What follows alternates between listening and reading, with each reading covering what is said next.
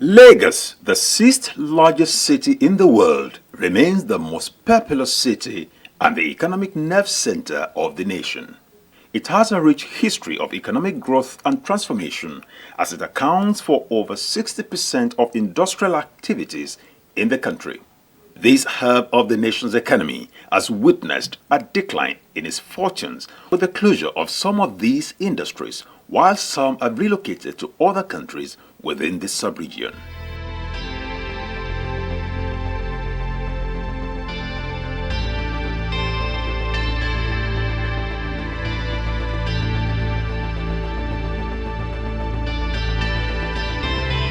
Stakeholders reminisce on some of these moribund industries and give insights on what happened to them. Dunlop.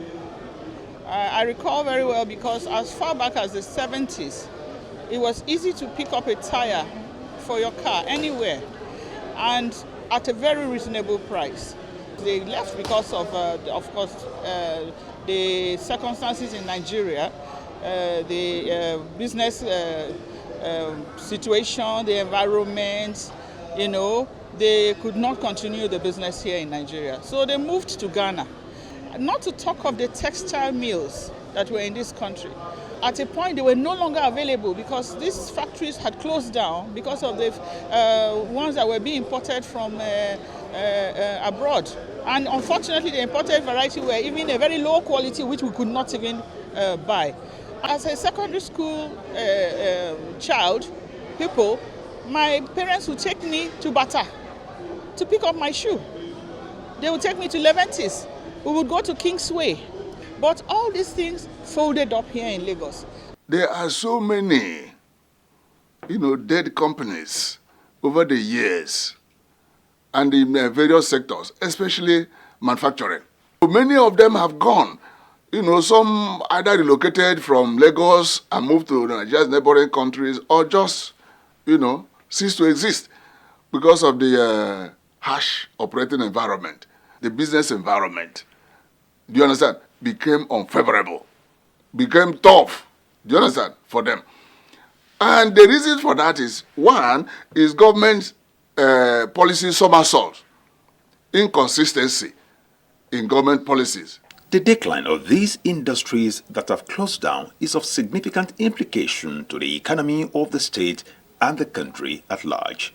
What was their capacity in terms of doing business then, and what were the guiding principles? There was what you call backward integration.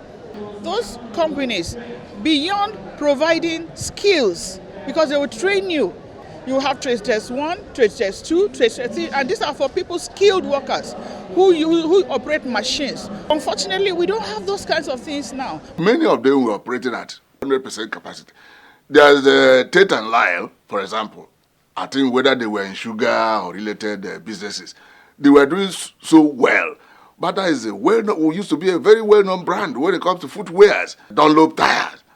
That's the preferred brand. Vehicle assembly plants. Whether you talk about Volkswagen, whether you talk about Peugeot, and so many others. They were operating at very, very near full capacity. Lagos, the focal point of the nation's economy, is constantly witnessing emergence of small and medium-scale industrial activities. To forestall the occurrence of what happened to the mega industries going moribund, how then can the existing small and medium-scale industries be sustained, thereby encouraging the emergence of the larger industries? If the government can make a conducive business environment for us, by giving us loans, by giving us a steady electricity and good roads, is to ensure stability of policy. Stability of government policy. Do you understand? Regarding the SMEs and the economy at large. Many of these multinational companies did not groom Nigerians who would know how to start a business, who would take over a business. They finished and they left on their own. But Nigerians now are starting their own businesses. They need now to get proper training, get the good skill sets, and then train people who will take over from them.